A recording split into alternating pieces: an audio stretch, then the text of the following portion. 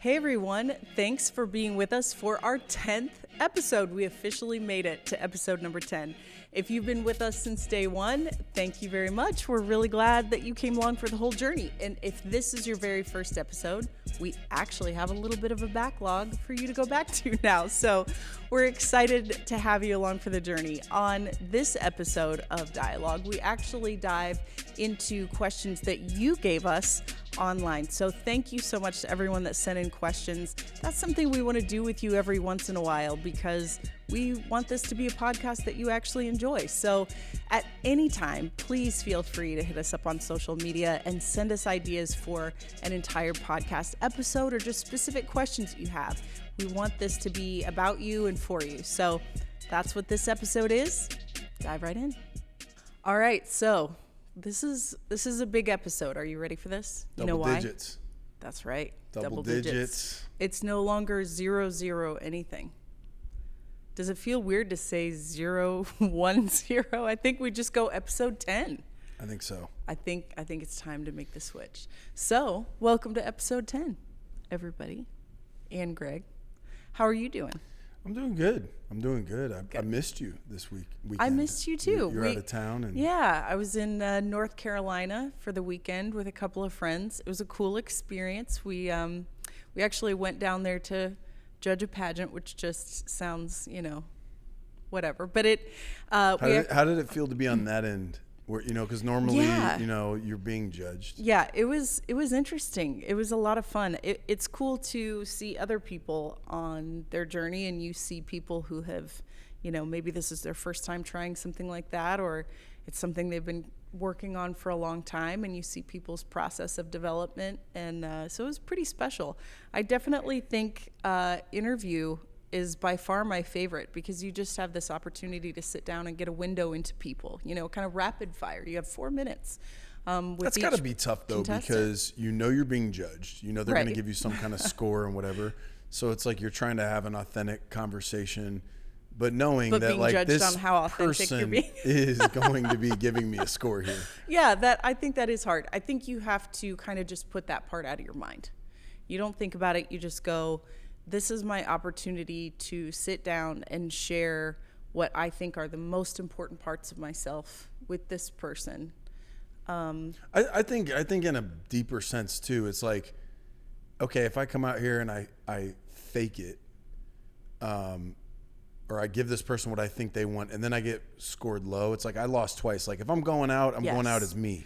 I 100% agree with that. And I think that has always been one of the biggest things that I've tried to impart to people if I'm ever helping someone, coaching someone, whatever, because you absolutely lose twice. You nailed it. If you go in there and you are the version of yourself that you think everybody wants and you win, you still lost, in my opinion, because who won this like fake version of you? You didn't really, Mm-hmm. Whereas if you go in and you are your most authentic version of yourself, then even if you don't have the win, you had a win. You went in and you shared your heart and you got to know these other people. You develop authentic relationships with the other contestants. And so then you walk out with lots of wins, even if you didn't get the main one that you were going for.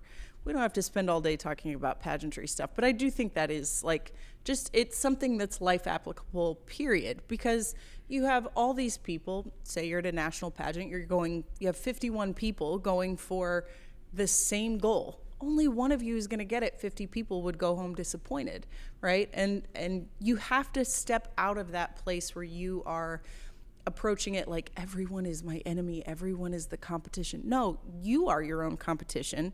Nobody else is. Everybody is their own competition going in to be their best self. And then we can all be excited for whichever one of us gets this one opportunity. It was obviously her time.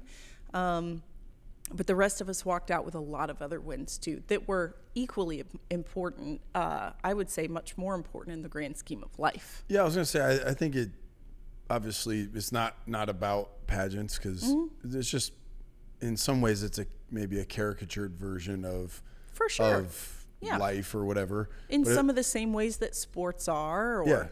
But I was thinking about, it's interesting as you were talking, So I've been studying for the Sermon on the Mount. And so this, what I'm about to say, could end up in, probably will end up in one of the messages. But the word hypocrite, right, that you hear, what do you usually think of when you hear the word hypocrite? Someone that puts themselves out there to be one thing, but they're something else. They're fake, right? Quote unquote, to some degree.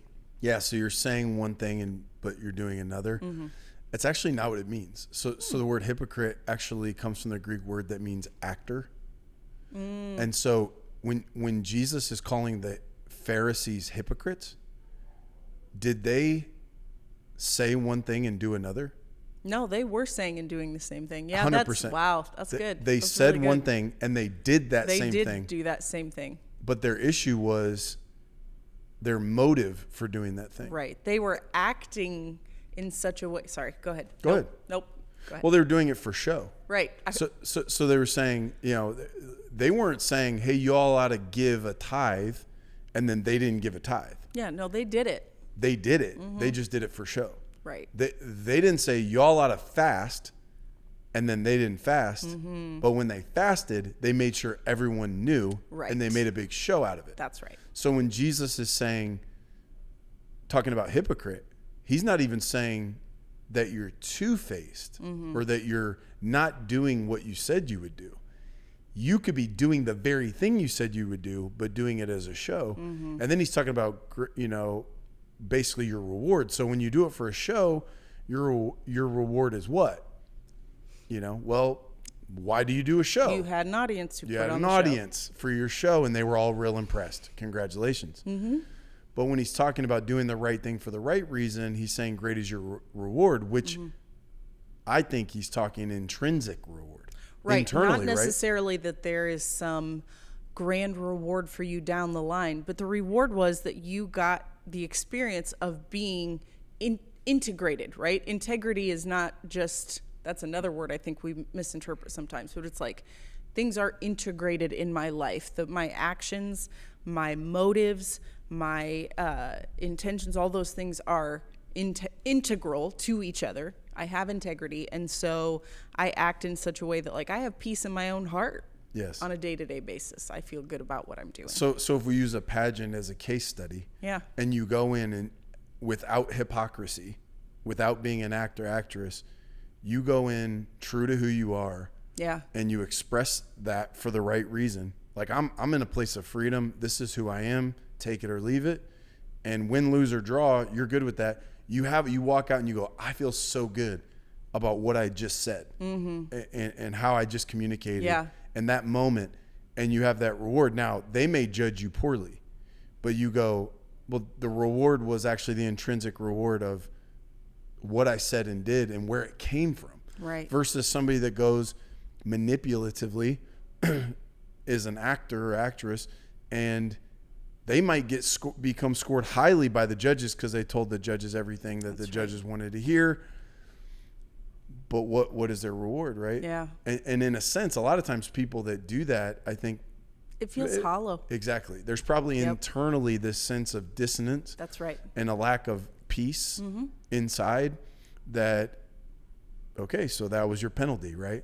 So anyway, all that to say, I think, it's a caricature, but it's a bigger picture because it's going in for a job interview. It's sitting down across from someone on a date. It's living your life, presenting yourself in such a way you're like, am I doing the right thing for a right reason? So anyway, this is what it made me think of. It is really cool. I'll say this last thing. I had one of the ladies in interview actually even said to me, I don't know if I'm what you're looking for, and I don't know if I'm ready, which I thought was incredible. I loved the honesty because it really was. She wasn't just saying it. It was coming from her. And she said, I don't know if I'm what you're looking for, and I don't know if I'm even ready, for that job or for the national title or whatever. But she walked me through some of the things that she had worked through in the last couple of years. I've gotten past this. I've gotten past this. I had this personal journey, and she's like, and this is kind of a celebration of that in that moment, this moment. This is like, this is a marker of how far I've come. And I thought, gosh, that's really beautiful, because you could tell, you could see it in her interview, and you could see it later that night on stage with all of her family there excited for her. You know, it was a marker of how far she had come. And I think that's just as every bit as much of a win. And I love seeing people have those kinds of experiences. That, to me, is what's special about some of that kind of stuff. So good. It was a good trip. We stayed in an Airbnb on the way down that was Frank Lloyd Wright house, which was just the coolest thing. Class A. Right? We didn't get to tour the whole house, which I was a little bit bummed about. But even just wandering around the property was incredible. I mean, it's such a historical thing, and you don't see many of his houses and his designs out this way, so that was pretty cool. Is that where you cuddled with a raccoon? It is. So tell me about that. So the owner of the Airbnb, it's this huge property. So the bottom part he has turned into actually a couple different Airbnb like suites on the bottom level of the house, and then he lives in the top level of the house. So he came out that morning just to, wish us well, say goodbye, see if we needed anything. And he had told us the night before that he was fostering this baby raccoon. And so he brought it out the next morning, and we got to see it. So I got to start off my day with some baby raccoon cuddles, which was the sweetest thing. It was amazing. They make this cute little like chittering noise. And you know what I did not expect? Their paws are so soft. Like, I kind of expected them to feel a little rough. Mm-hmm. Like, I don't know, like a monkey's paw or something like that. Monkey's hand. What are they? I would assume they'd call them their hand. But anyways, they were super soft. So it was a lot of fun. So also, cool. I have one more thing from that trip that I need to bring into this conversation. Let's have it. So last week, you were talking a little bit about how you're having this country boy summer, right? And you're listening to some, trying to keep you on old your toes. School. Yeah, this I'm real trying to surprise. Keep you on your toes. You're Mr. like. I don't want you thinking we've been married 20 years. You got me figured out. It has kept me on my toes, because when I met you and up until this moment, you have been Mr. like hip hop, rap, R&B, whatever. That's not going away. Had to drag folk music into your life. You were not, that was not your vibe. So for you to suddenly I do have whiplash, I'm not going to lie. I do, shock and awe on this one, shock and awe. I did not see Country Boy Summer coming at all. And so you were talking about, you're like, you just watch out. I'm going to go mudding this summer, maybe in a geo-tracker. That's for those who listened to last week. Get some boots. I don't know what to expect next. I mean, it's going to be a cultural experience for me. It is, but I decided I'm going to one-up you, because you can have Country Boy Summer. Oh, you brought props? But do you have Country Glam Summer? For those of you who are not watching on YouTube and you are just listening to this on Spotify, I am currently holding like the largest Stanley tumbler I think I've ever seen. This was a gift I got this weekend, and it is fully studded in stones, in like rhinestones, top to bottom, and it is an American flag from top to bottom, and girl, she sparkles from 20 miles away. That's what you come home with when you go to North Carolina. That is exactly right. North Carolina. That's right. You come home with one of those. The food. Oh my Lord. By the way, they sent you, if I saw correctly, backup bedazzled in case anything falls off. I mean, gosh, God forbid you lose a stone. Yeah, you gotta. This thing cannot be. What do one of those go tainted. for? What like if let's just say hypothetically it ended up on. That's a good question. Craigslist. They're not cheap, because I mean it takes a long time to stone stuff like this. Yeah, I mean, it might be worth a. I don't know about these. I do know, like, I have a friend that has a fully studded custom piece of luggage. Yeah. It's like a roller bag carry-on. I want to say it was like $500, $700. I don't know. It was a lot. So who knows what this is? But I love it. It's fun. I'm staying hydrated. And it's country girl. It's country glam summer. And you can't top me. I dare you to try. I'm sure I can't. You gotta. Sometimes discretion's the better right, part of valor. Right. But I'm just saying, even country boy. I don't know if your country boy intensity can top my country glam. I will keep trying to one up you all summer. So just watch out. It could get out of hand. I could end up in country concert in full rhinestones by the end of the summer. You just never know. No, I don't think that's going to happen. Do you have anything else notable you want to share about your week? Well, hey, let me say this. This is for context. Not that this matters at all, but I'm so not country boy summer by nature. This is nature. That I'll never forget. I was out of college, and somebody asked me one time if I like country music. I was like, no. They're like none of it. I said none of it. They said not even Rascal Flatts. And I said I've never even heard of Roscoe Flats. And I wasn't kidding. I thought they said you weren't trying to be cute. I thought it was Roscoe Flats, like Roscoe, like as, I mean, as that a dude's sounds name. like a country guy. Sounds like Roscoe Flats. I was like, I don't even know who Roscoe Flats is. And then they were like, no, it's Rascal Flats. So like, that's how not country. Uncultured swine. Yeah. So okay, I actually had I missed you a lot. I missed you too. Truly. And one of the things I miss most about you is the conversations, because like honestly I'll have thoughts all the time that I want to process, and like you and I have your thought waves. Yeah, my thought waves, and like but you and I have had so many conversations that we've added to our library. Yeah, so I can it's what actually the term is a remez, which is like when you're interpreting the Bible. I know. It probably feels like I'm setting this up, but a remez is basically like when you're interpreting the Bible and they'll say one word, but it's referencing a whole story. So the writer will put, like Matthew, right? He's writing to Jewish people, so he'll put in a single word or a single little tiny phrase or a part of a scripture. Right, but it's shorthand for something they would already fully understand. Yeah, so you and I have built up a huge library of remezes. Definitely. Remezi? Yeah, and what is that in the plural? Yeah, probably remezes, I'm guessing, but I don't know.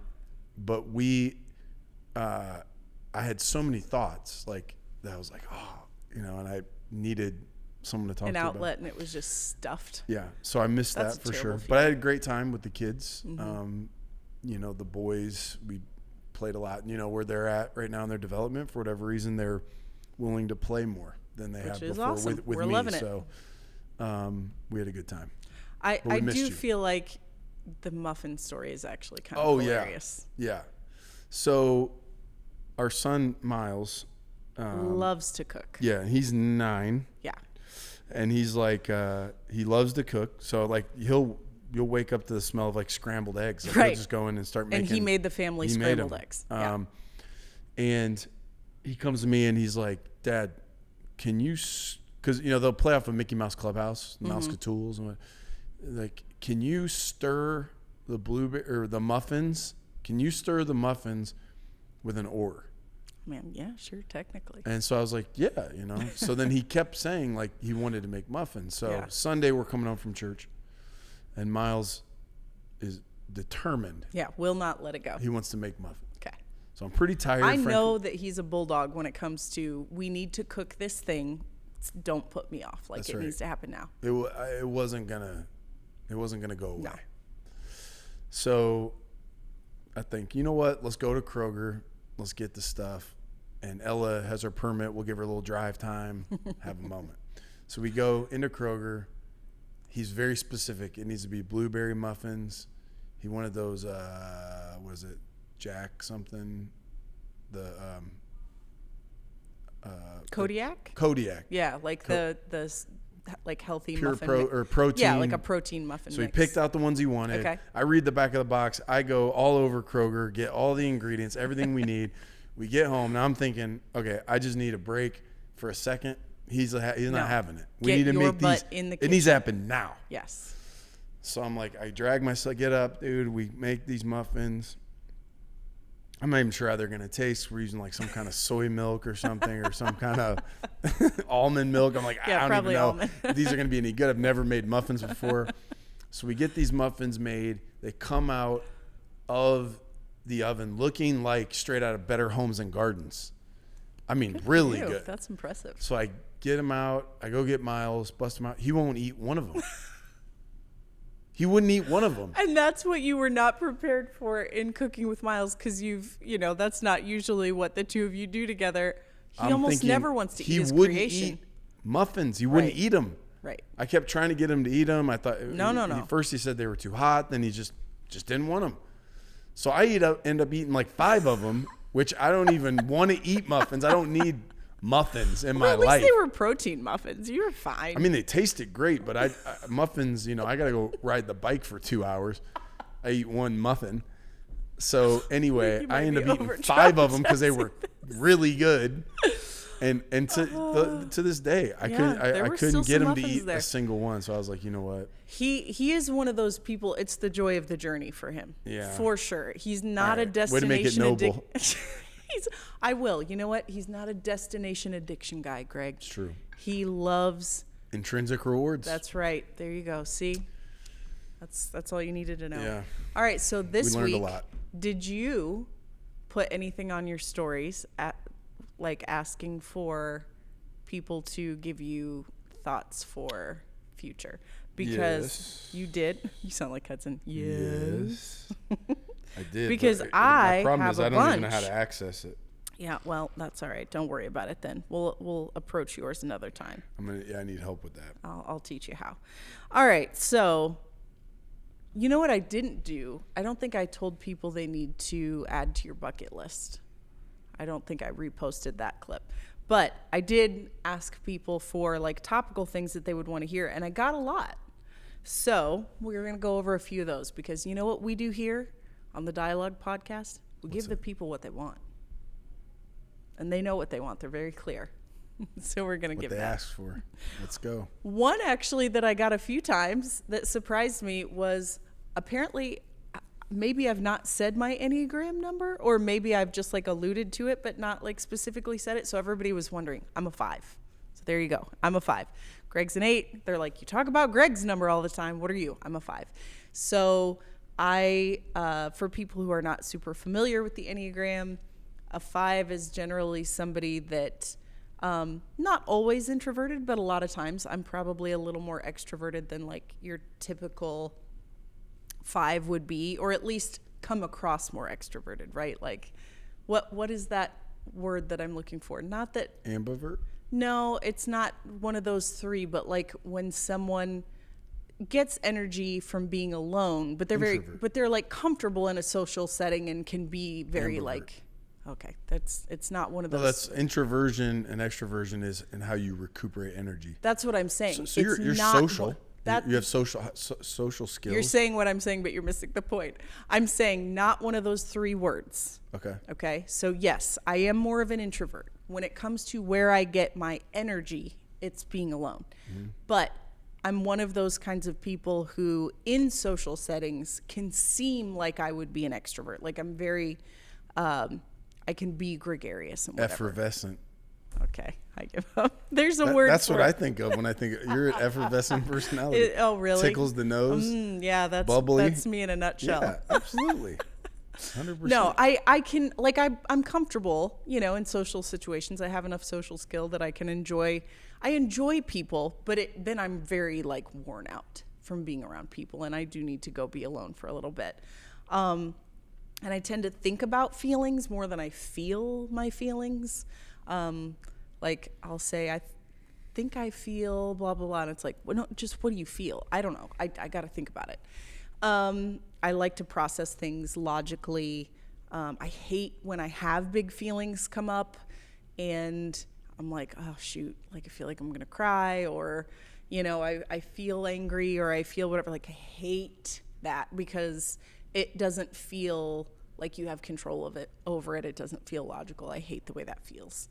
And I really just have kind of a desire to learn things and know things, whether it's necessarily considered life applicable or not to a certain situation. Like, for example, you as an 8, you're like, if it's unnecessary information, delete. Like, I don't need it.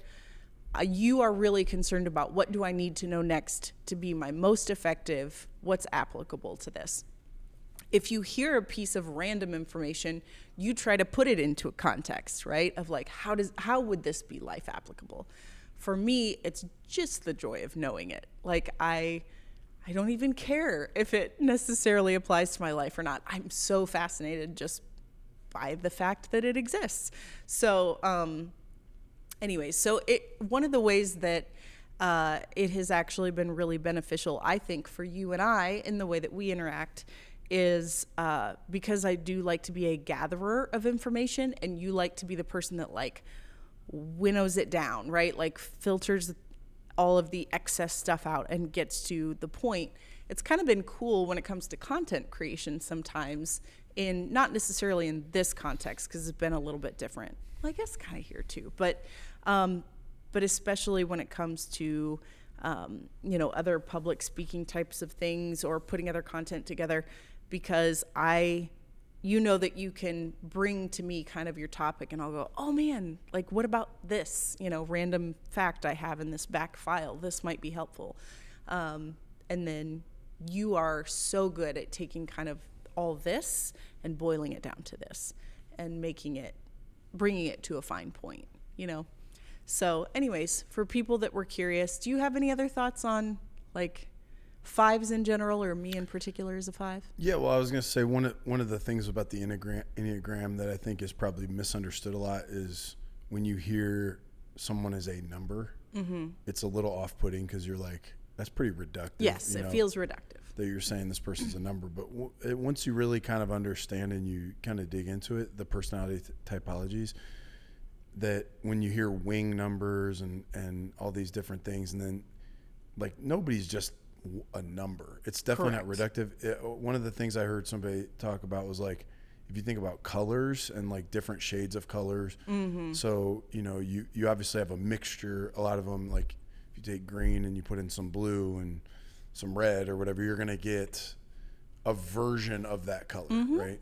So it's almost like if you go to Sherwin-Williams or you go to Home Depot and you see this huge wall of paint colors, right? You're like, well, I'm going to go over kind of in the area of the blues, but then there's like 150 blues, right? Exactly. And similar with an Enneagram, this kind of gets me in the ballpark of who I am, but based on nature and nurture. There are shades to it. There's all these different shades, and so it gives you a little bit of vocabulary to kind of zero in on and self-awareness and things like that, right? Yes, and I think it also is really helpful in understanding other people too, because like it would be reductive for me to just go, well, you're red and everybody that's red is like this, right?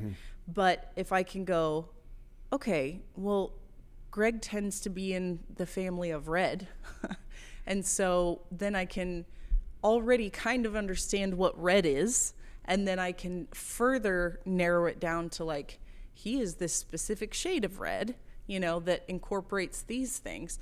Then it really just helps you understand people and their motivations better. That is kind of the, I think the main crux of the Enneagram is that it helps you understand your motivation for action at the heart of things. And so it's not about being able to somehow predict someone's every action or, boil them down to something, but it's going, what motivates this person? You understand what you're afraid of, understand that, what you're vulnerable to because of, you have a tendency to fall into that fear. Yeah. What are some core pitfalls even for my, for the type of personality that I have? What are some tendencies that, again, not that in every case this would be how it goes down, but what are maybe some common pitfalls for people with this type of personality? Or what are some common strengths that a lot of us have, and how can I capitalize on those, maximize those, to be the best version of myself? It just gives you some framework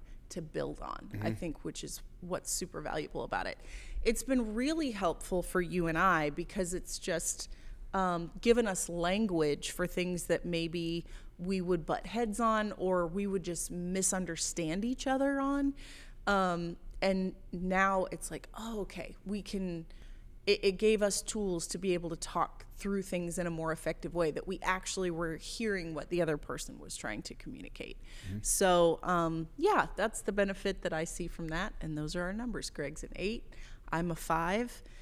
They say don't, you can't like type children, but I would say if you're guessing, I would guess probably all 3 of our kids are also 8s. In formation.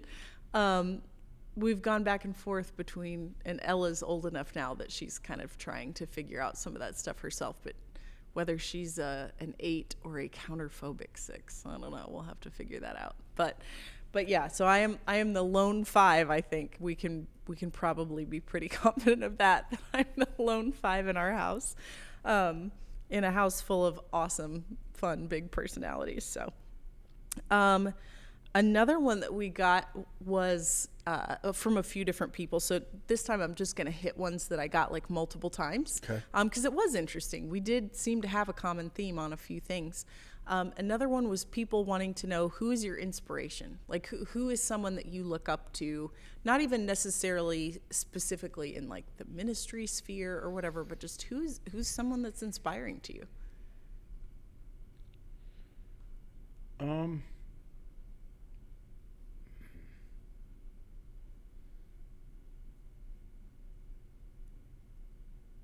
I would say in general, people that are comfortable in their own skin. People that, so I'll give an example. And this is going to sound like I don't know, this could come off a little weird, but we have a guy on our staff named Glenn, and Glenn is our he's the kind of handyman and custodian on the property, and absolutely loves his work. And Glenn has a powerful story. He was an addict for a long time. He's shared his story like with our team at team devos and stuff, and got to where he was like stealing from his family and his aunts and his uncles. He had an aunt that would only let him in her kitchen to eat, and then he had to leave. And went through a process and got clean, and has like this powerful, not only story, but just relationship to his past, that he's not ashamed of it, but it's created a humility, but a wisdom in him. And then the dude absolutely loves doing his job. I actually had one of the guys on our video team, Brandon, I said, hey, I just want you to go around, like, hide, because he won't want you to see him, but I want you to take video of him doing his job. Yeah. And pull some of that together. Like I because to me it's an amazing example of not even just like obsessive around excellence, although he is for sure. It's a joy. Yeah, that I love he does working his job. with Glenn. It's my favorite. When we first we renovated some of our space, we had these big windows, and he had cleaned them, and they were clean, but there was like some streaks and whatever, and he couldn't quite figure out. And he went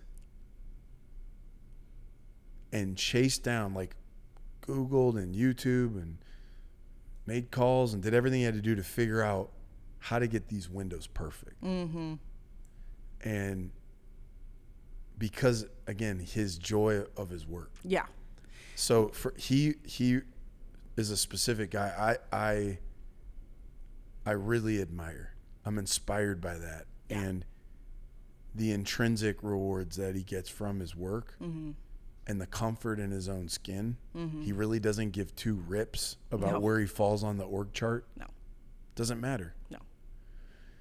And so that type of thing really inspires me. I think also just people that have the courage to think things all the way through and to open their minds to full, like, just what is true, and to not be afraid to really go in that zone. Like, you and I were watching something not too long ago, and it was basically like, it was like about a family. It was like a documentary, and it was like a family that had some skeletons in their closet, and the one guy's like, hey, I'm gonna go get a 23andMe, and his dad's like, don't do it.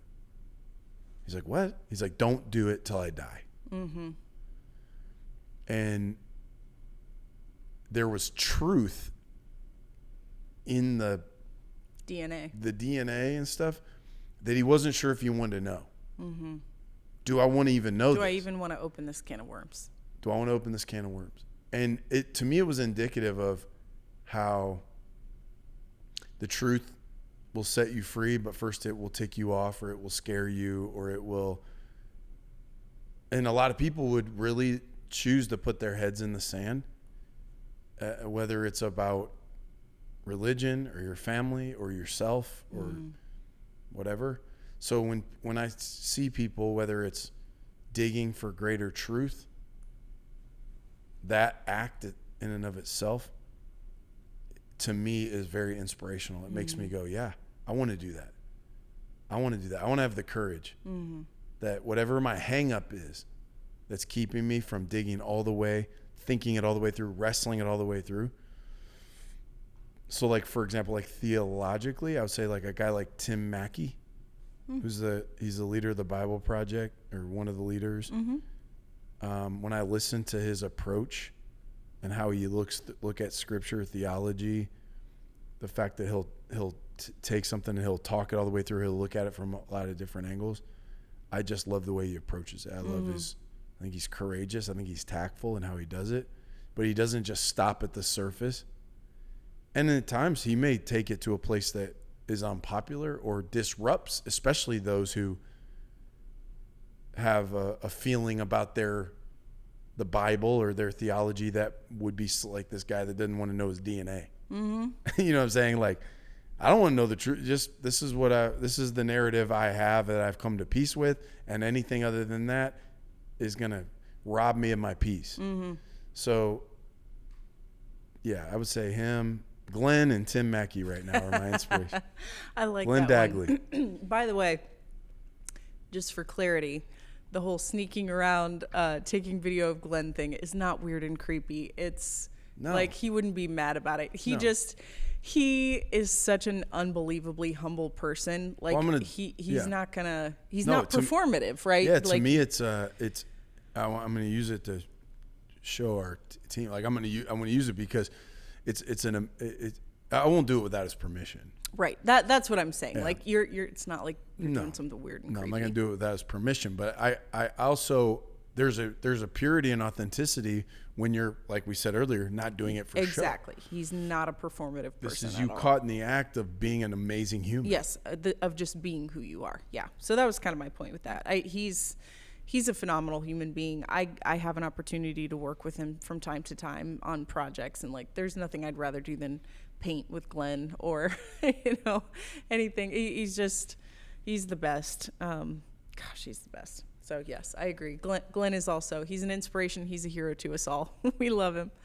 I would say for me on that one, somebody that actually came to mind was Hedy Lamarr. Do you know who that is? Hedy Lamarr was considered one of the most beautiful women in the world. I personally think she's like one of the most beautiful women ever. She's just stunning. But she came over here from Austria. She started having this huge career right out of the gate just because she was so visually stunning. Stunning is, by the way, the ultimate female compliment. It is the ultimate. If females really want to gas each other up, they're like, stunning. She's so stunning. Yeah. We don't usually say a stunner. I don't know why. That's not the thing. It's just stunning. Yeah, like if that, I mean, like you put a picture of yourself, stunning. I love that is one that you've picked up and pointed out a while ago. Yeah. Like, that is your word that you've noticed that we use. You've doubled up on it though. You said it twice about Hedy Lamarr, so she needs to really take that compliment. She really is. She's a stunning stunner. She's a stunningly stunning woman. All right, so what do you admire about her other than her stunningness? Yes. So what's really crazy is that she was also just incredibly brilliant. Okay. And had an amazing scientific mind, mathematical mind. And she was really kind of pushed to just focus on, hey, you're a pretty face. You can get all these roles, whatever. But behind the scenes, she actually was working with some very famous scientists of her day and developing some of these theories, these ideas. And she actually was the one that discovered basically the basis for Wi-Fi that we have today. she was the one that started like developing these concepts. And maybe that's why her parents named her Hedy. There you go. Was that her given name? Or it's Hedy. It's not like Heady, but you never know. Kind of, I mean, what else would you think of when you say that? I don't know. Maybe it's pronounced Heedy, and we just was that her real name, or was it? Yes, no, I think that was her real name. Okay. We'll have to fact check. So we have Hedy to thank for Wi-Fi. Yeah, that's exactly right. So it was interesting just over the course of her life, how she tended to just lean more and more into that kind of stuff over time. And even when she was really not taken seriously because people kind of viewed her a certain way, she still pursued these things. And unfortunately, some of her stuff was taken advantage of by other men at the time who wanted to, promote themselves. And they thought it was pretty obvious that no one would believe that this, gorgeous starlet was actually the one that came up with all of this really complicated stuff, theoretical things. And so her story is kind of a sad one in some ways, but I think it's really neat when you see people who, this is why I like her. I think she's an example of this. When you see people who the world would put in a specific box and say, you are this is your gifting, or this is your value, this is where your worth lies. And they go, no, that's not the totality of who I am. And they don't just kind of accept it and succumb to that, but they go, I actually have so much more to offer. And here is this other piece of me, this area of excellence, this creativity, this whatever it is.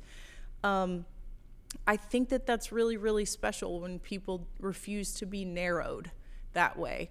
And it doesn't have to be this mean, aggressive thing, but it is kind of a beautiful, act of defiance, I guess. But again, not in a rebellious kind of way. Well, I think it's probably, the idea of she had enough wisdom to understand what really mattered.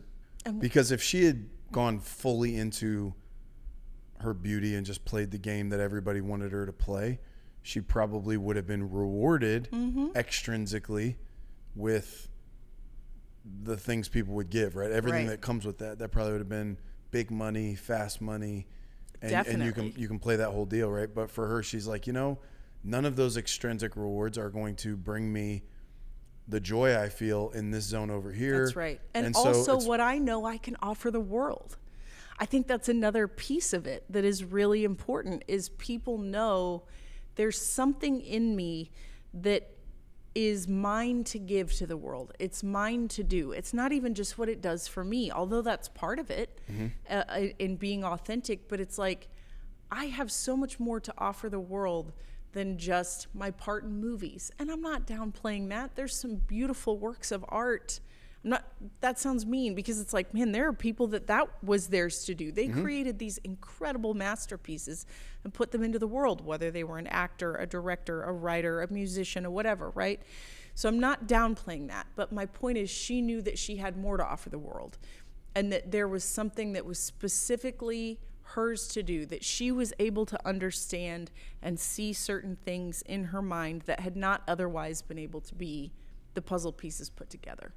And so I think that's really a wonderful, incredible thing when people have such a strong sense that this is mine to do and to offer. No.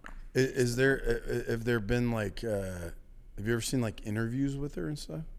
You know what? There was a really good documentary. Maybe we'll have to link it in the show notes. It would be really interesting. Really good. It made me think about, when they talk about like strengths and weaknesses, like focus on your strengths and all that. Yeah.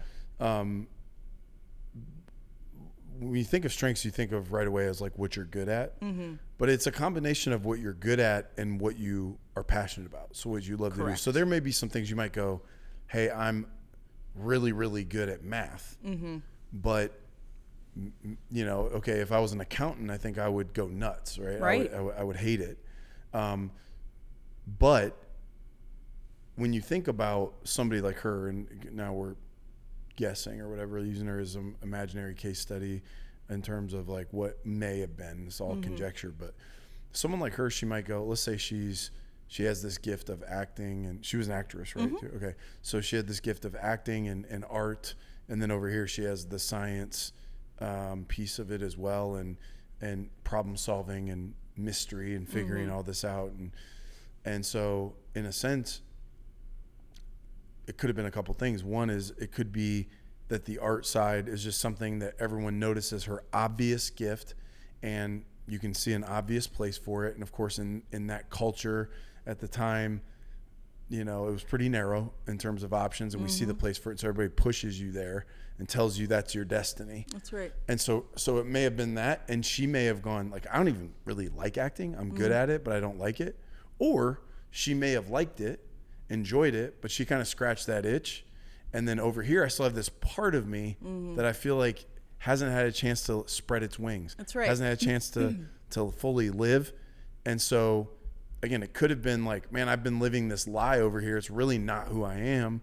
Or it might have been, no, I do love that, but I love this too. And if I don't have a chance to fully pour myself into this and focus on it, it's kind of like a part of me that I don't use that just dies. It atrophies, or I don't get a chance to explore it, Yeah.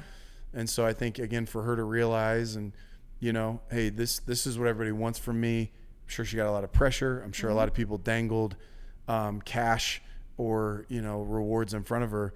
But to go, this is part of me that's very true to who I am, and I need to go explore it and express it and everything. So, I mean, who knows exactly what the story was, but that is inspirational for someone that's willing to, let a part of themselves live like that. I think it's fascinating in general how many people throughout history, they kind of bucked trends and or conventional beliefs about things. There's nothing wrong with conventional beliefs about things. A lot of it is for a purpose. But I think there were so many people that it can take incredible bravery for someone to step up against a cultural norm, right? And go, this is not a moral thing. This is not intrinsically right or wrong. This is just kind of our cultural belief on this. And I don't think it applies. I don't think it's for me. I think we've outgrown it. We've talked before about the whole idea of like sacred cows, even within when, I think it was last week, you talked about the Wesleyan quadrilateral, right?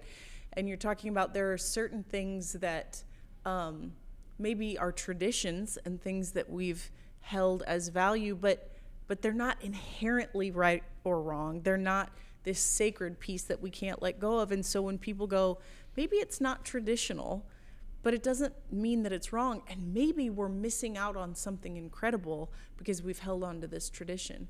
I know obviously this is sounding very feminist of me on some of these examples. It's not just women. There are a ton of men that I have a great deal of admiration for. But as another example, some of the people that some of the first female Olympians in modern history, or especially in certain things that weren't considered feminine, some of the track and field events or weightlifting or some of those things, women playing basketball, women, back when like some of the major marathons, Boston, New York, Chicago marathons and things didn't let females run because a woman wasn't meant to run that long. And they would pull people off the race course if you tried to run it. And I think the point in that being, we would have missed out on a lot of incredible athletes that brought something really beautiful to the world over the years. Before women were really respected as writers, we would have missed some real masterpieces.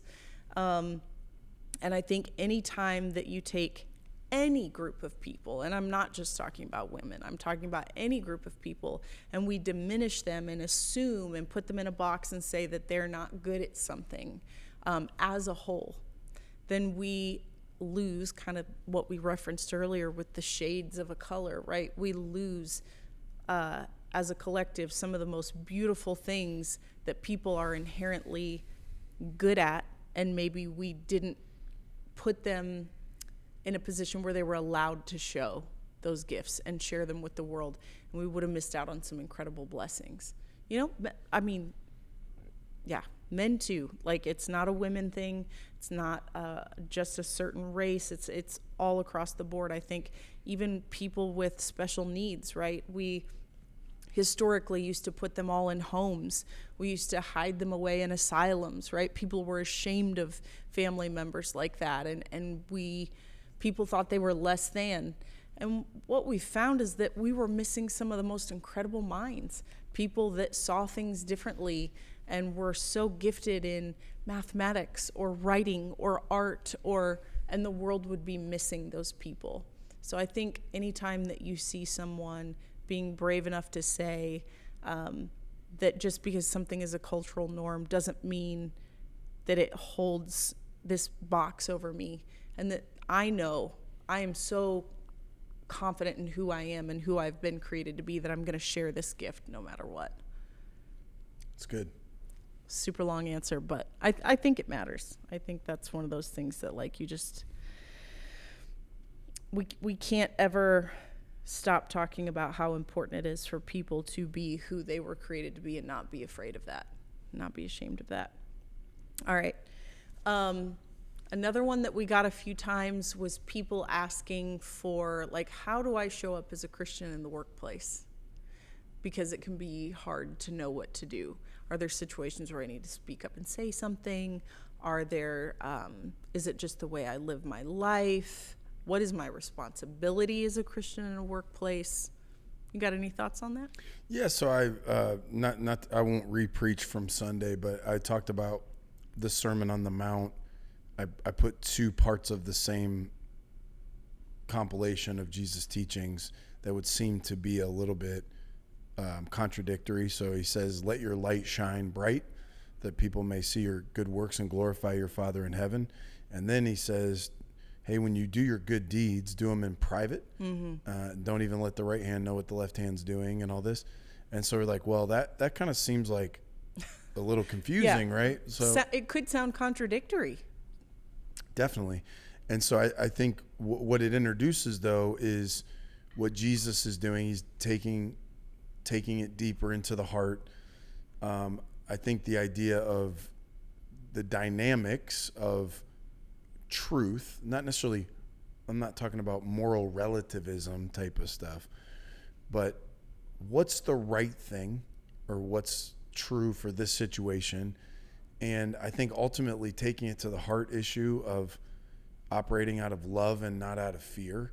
So, for example, I think even something good like evangelistic fervor, okay, somebody who's passionate to spread the gospel, the good news to the ends of the earth, if they're motivated by fear, okay, that's going to come off a certain way. It's going to come off with a certain energy. It's going to create a certain obsession that might cause them to misread people and the moment and create an undertone in their message that people can feel your fear. If it's motivated by love, okay, what is love? Well, it's patient. It's kind. Mm-hmm.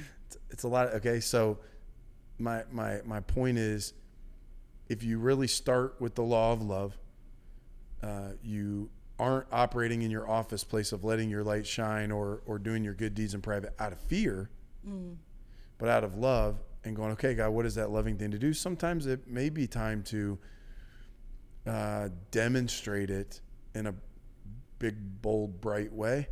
And sometimes it might be keeping your mouth shut and just leading by example. Mm-hmm.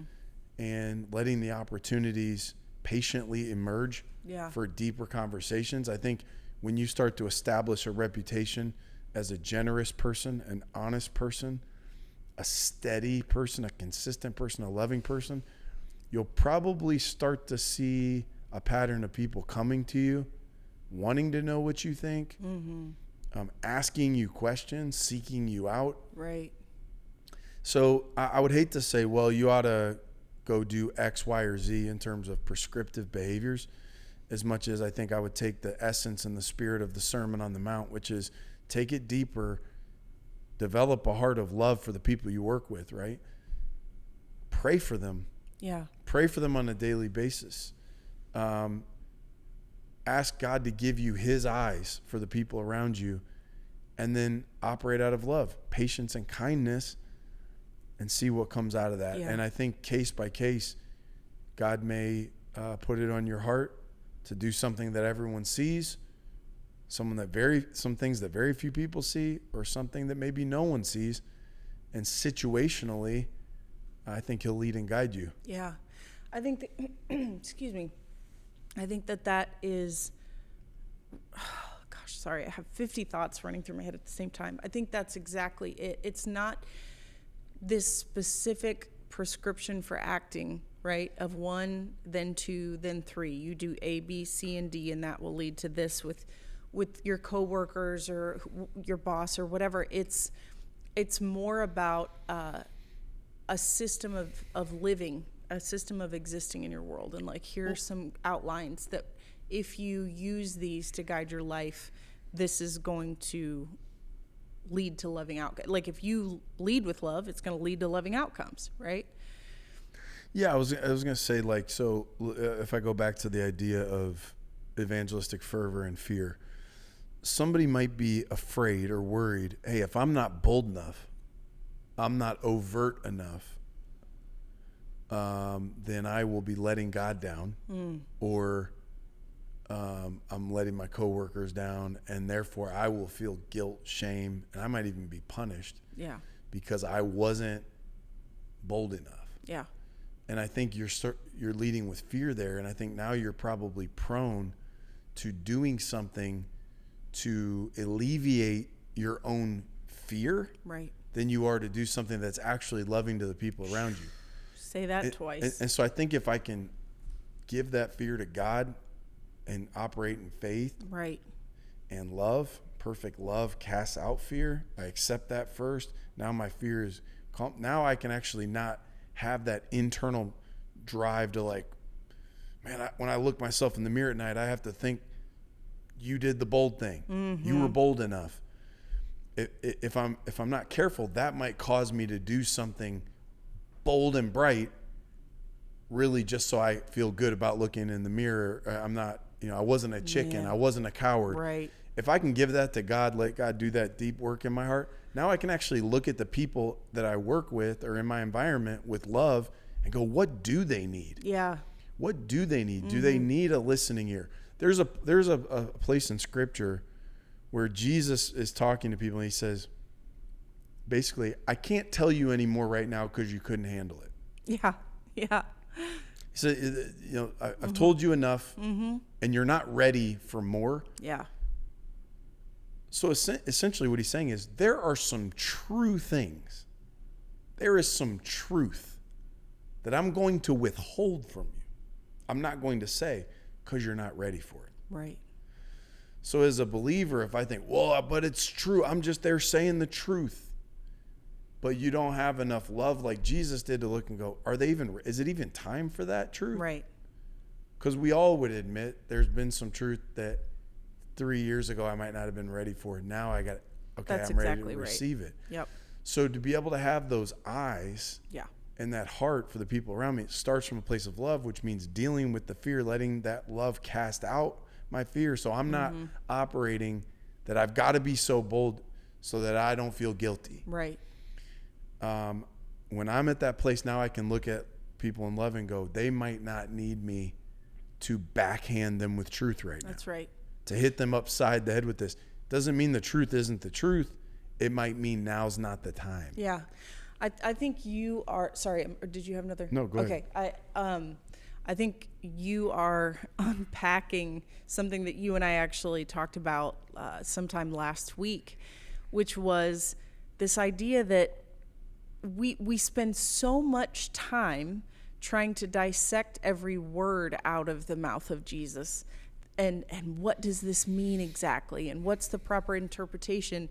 That sometimes I think we miss the fact that it was like, hey, would you just live your life the way he lived? Like, even if you weren't capable of reading any of the words that he ever wrote, it's like, imagine if Jesus' life was a silent film and you couldn't hear anything he said, but you just got to watch it. You would learn all the most critical things you needed to know. You just unpacked, like, the way that you treat people. when he was saying there's truth that you're not ready for right now, and that and so I'm not going to say it. Think about the action in that, because we'll sit there and go, oh my gosh, what was the other truth? Where's the hidden meaning? Where's the right? And we can get lost in the weeds. And he's going, no, would you think about the fact that I'm modeling for you? Maybe that's how you should handle this person. There's a truth they're not ready for yet. So just withhold it, because that's the loving thing to do. When Jesus was in a moment with people, he was in the moment. He was present. He was modeling for us with his life.